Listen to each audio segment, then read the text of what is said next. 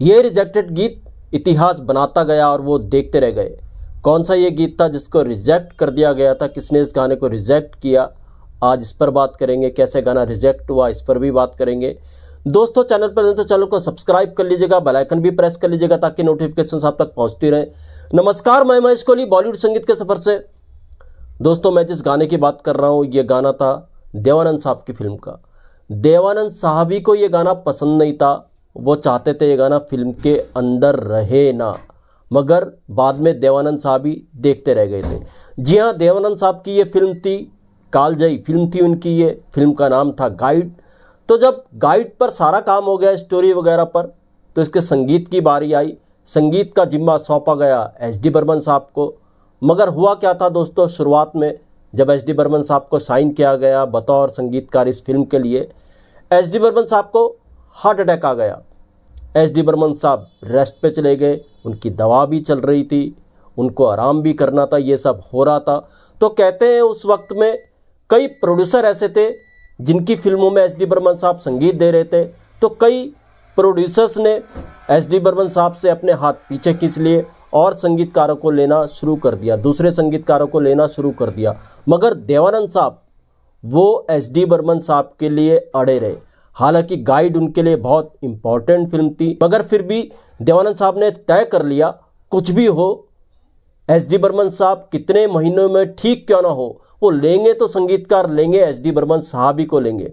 तो देवानंद साहब ने मूड बना दिया, भले ही गाइड का संगीत डिले हो जाए, जब तक एस.डी. बर्मन साहब दादा ठीक नहीं हो जाते तब तक वो संगीत को रोके रखेंगे और एस.डी. बर्मन साहब ही को इसमें संगीत का मौका देंगे। तो खैर साहब कहते हैं देवानंद साहब ने 6 महीने तक एस.डी. बर्मन साहब का इंतज़ार किया। 6 महीने बाद जब एस.डी. बर्मन साहब ठीक होकर के आए, फिल्म का संगीत देने के लिए तैयार हुए, रेडी हुए, तो कहते हैं गाइड का संगीत उन्होंने कुछ ही दिनों में कंपोज कर दिया था। गाइड के एक से एक नायाब गाने, और देवानंद साहब को इतना विश्वास था एस.डी. बर्मन साहब के ऊपर, उन्होंने सारे के सारे गाने ओके कर दिए। इसमें रफ़ी साहब के भी गाने थे, दिन ढल जाए रात ना जाए, तेरे मेरे सपने अब एक रंग है, क्या से क्या हो गया बेवफा तेरे प्यार में। ऐसे ऐसे नायाब गाने एस.डी. बर्मन साहब ने इस फिल्म में रफ़ी साहब से गवाए। सारे के सारे गाने देवानंद साहब को पसंद आ रहे थे, मगर एक गाना न जाने क्यों देवानंद साहब को बहुत हल्का लगा। ये गाना शूट होना था वहीदा रहमान जी पर, लता जी ने इसको गाया था। तो देवानंद साहब ने शिकायत की कि यार ये जो गाना है बर्मन दा ने जल्दबाजी में बनाया, बहुत हल्का गाना है, कैसे ये गाना हिट होगा। मगर फिल्म के जो और सदस्य थे उन्होंने देवानंद साहब को समझाया ऐसा नहीं है, ये गाना क्लिक होने वाला गाना है, ये गाना बहुत अच्छा है, इसको रहने दे। मगर देवानंद साहब अड़े रहे कि नहीं नहीं, वो इस गाने के साथ नहीं जाएंगे, उनको ये गाना हर हाल में रिप्लेस करना है।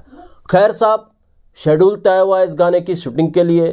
पूरी टीम पहुंची इस गाने को शूट करने के लिए उदयपुर में इस गाने की शूटिंग चल रही थी। मगर देवानंद साहब इस गाने के फेवर में थे ही नहीं। देवानंद साहब ने विजय आनंद को कहा इस गाने को बाहर करो, उन्हें ये गाना पसंद नहीं आ रहा है, इसकी जगह कोई दूसरा गाना रिकॉर्ड करवाते हैं बर्मन दा से। बर्मन दा ने जल्दबाजी में ये गाना बना दिया है। विजय आनंद ने समझाया देवानंद साहब को, ऐसा करते हैं विजय आनंद साहब इस फिल्म के डायरेक्टर। विजय आनंद साहब ने देवानंद को समझाया एक काम करते हैं, पहले इस गाने को ही शूट कर लेते हैं, अगर ये गाना शूटिंग के बाद भी अच्छा नहीं लगा तो मुंबई जा करके दोबारा से इस गीत को रिप्लेस करके कोई और गाना रिकॉर्ड करवा लेंगे इस सिचुएशन के लिए। देवानंद साहब को समझाया विजयानंद साहब ने। इस तरीके से फिर इस गाने की शूटिंग शुरू हुई। वहीदा रहमान जी के ऊपर ये गाना शूट होना शुरू हुआ। जी हाँ, ये कालजयी गीत था, आज फिर जीने की तमन्ना है, आज फिर मरने का इरादा है। आज फिर जीने की तमन्ना है।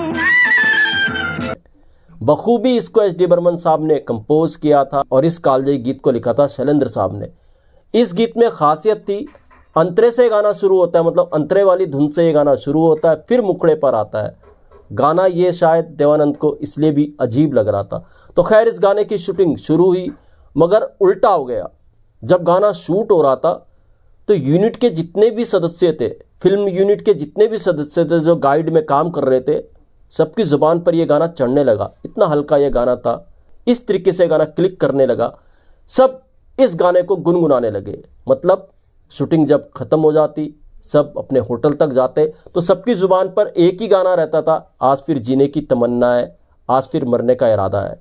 जैसे क्रेज चढ़ गया हो इस गाने का सर पर। और देवानंद साहब सबको देख रहे थे कि यार ये गाने में ऐसा क्या कमाल है, सबकी ज़ुबान पे ये गाना चढ़ा हुआ है, बार बार लोग इसको गुनगुना रहे हैं, टीम के सदस्य इसको गुनगुना रहे हैं। तो देवानंद साहब के दिमाग में कहीं ना कहीं ये बात घर कर गई, नहीं यार इस गाने में कुछ तो है। तो खैर ये एक बार हुआ, 2 बार हुआ, 3 बार हुआ, मगर जब हर बार ऐसा होने लगा, जब तक इसकी शूटिंग जारी थी, इस तरीके से लोगों के सर पे ये गाना चढ़ गया था।